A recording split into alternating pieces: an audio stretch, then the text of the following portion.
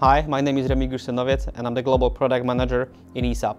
Today, I'm here with the Rogue AC/DC, the new portable yet powerful AC TIG welding machine. Okay then, let's check what's in the box. First, we can talk about the air-cooled version. So this is the unit of the Rogue AT230IP AC/DC, which will come together with the EXAOR torches.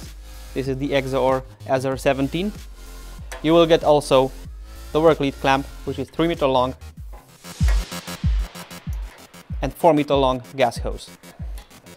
If you order the water-cooled version, you will obviously get the Rogue unit, then you get the Cool Mini 3 cooler, then of course you will get the EXAOR SR21 water-cooled torch, the work lead clamp, and the gas hose. To get the most out of the Rogue AC/DC, we recommend some additional accessories. You can purchase some longer version of torches, both air-cooled and water-cooled.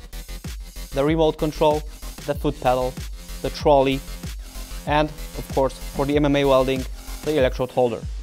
If you want to know more about Rogue AC/DC, reach out to your distributor or visit esab.com.